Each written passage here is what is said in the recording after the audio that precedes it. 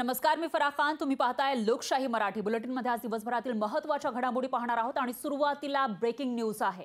मराठा आरक्षणासाठी जरांगे पाटलांनी थेट फडणवीसांना आव्हान दिलं आहे. ट्रॅक्टर गाड्या घेऊन मुंबईला जाणारच आणि ट्रॅक्टर अडवल्यास थेट गृहमंत्र्यांच्या दारात बसू असा इशारा जरांगे पाटलांनी दिलेला आहे. तर जरांगे पाटील आक्रमक झाल्याचं पाहायला मिळतंय. 20 तारखेला आपण आंदोलन करणार आणि मुंबईला धडकणार असं ते अनेक दिवसांपासून सांगतायत. यामध्ये ट्रॅक्टर घेऊन मुंबईला जाणार आणि जर आमचे ट्रॅक्टर अडवले तर आम्ही गृहमंत्र्यांच्या दारात बसू असा इशारा जरांगे पाटलांनी दिलाय. पाहूया त्या संदर्भातला लोकशाही मराठीचा हा स्पेशल रिपोर्ट. त्या ट्रॅक्टरवाल्याला जप्ती म्हणणार, तुम्ही आडवावर कसं काय अडवतात बघतो मी, तुम्ही आडवावर कसं काय अडवतात बघतो मी.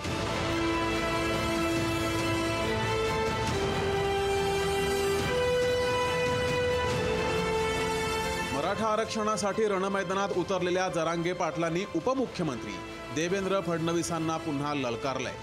मराठा समाज मुंबईत ट्रॅक्टर घेऊन येणार आहे, त्यांना अडवू नये किंवा ट्रॅक्टर जप्त करू नये असं आवाहन जरांगे पाटलांनी फडणवीसांना केलंय. तुम्ही ते ट्रॅक्टर अडवणार, कसं काय अडवता तुम्ही, कोण जप्त करतं बघूया. कोण, सगळ्या मराठा बांधवांना विनंती, कोणी घाबरण्याचं काही कारण नाही. आपण काय त्याच्यात दगड घेऊन नाही चाललो, आपण त्याच्यात अन्नधान्य घेऊन चाललो. सगळ्या समाजाचं, आपल्या सगळ्यांना आवश्यक लागतंय त्या वस्तू घेऊन चाललो. काय घाबरण्याचं कारण नाही, कोणाचं जप्त होणार नाही, काय होणार नाही, काय काळजी करू नका. मराठा समाजाचे ट्रॅक्टर अडवले गेल्यास मराठा समाज देवेंद्र फडणवीसांच्या नागपूर आणि मुंबईतल्या घरी ठिय्या आंदोलन करेल असा इशारा सुद्धा दिलाय. देवेंद्र फडणवीस साहेब, गृहमंत्री साहेबांच्या दारातच सगळेजण जाऊन बसू. सगळेचे सगळे, नागपूरच्या बी त्यांच्या घरी आणि मुंबईच्या बी घरी.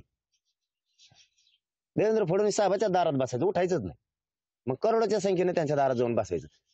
आडवा तुम्ही कसे गुन्हे दाखल करताय बघूया.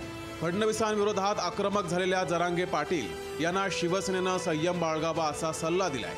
गेल्या 4-5 दिवसापासूनच सांगतोय, मी त्यांना भेटवलं तेव्हापासून सांगतोय की जरांगे पाटलांवर मुंबईला येण्याची वेळ येणार नाही. मी वारंवार हे सांगतोय, कारण सरकार अतिशय गतीने काम करत आहे. जरांगे पाटलांनी सांगितल्याप्रमाणे आता आम्ही शिंदे समिती पुन्हा मराठवाड्यामध्ये त्या ठिकाणी पुन्हा काम करते, त्यांची वेळ वाढून दिलेली आहे. फडणवीसांच्या हनुमान अशी ओळख असलेल्या गिरीश महाजनांनी जरांगेंवर मुंबईत ट्रॅक्टर घेऊन यायची वेळच येणार नाही असं सांगितलं. शांतता, संयम आपण या ठिकाणी पाळला पाहिजे. म्हणून मी सांगतोय बघा, माणसं जमेपर्यंत आपल्या नियंत्रणात असतात किंवा आपण सांगतो त्या पद्धतीने होतं. पण एकदा एवढ्या मोठ्या संख्येनं माणसं जमल्यानंतर त्यात एखादा दुसरा माणूस काहीतरी चुकीची भूमिका घेतो, चुकीचं कृत्य करतो आणि सगळ्यांनाच ते भोगावं लागतं परत. म्हणून माझी विनंती आहे जरांगे पाटील साहेबांना की त्यांनी शासनाला सहकार्य करावं, त्यांनी संयमाची भूमिका घ्यावी. जरांगे पाटील एक मोठं आंदोलन उभं करत असताना कायदा सुव्यवस्था ज्यांच्या खांद्यावर आहे त्या फडणवीसांना एक प्रकारे आव्हान देत आहेत. जरांगे पाटलांना या आव्हानाची मोठी किंमत मोजावी लागण्याची शक्यता नाकारता येत नाहीये. ब्युरो रिपोर्ट, लोकशाही मराठी, मुंबई. लोकशाही मराठी, ऐका, पहा, जागरूक रहा.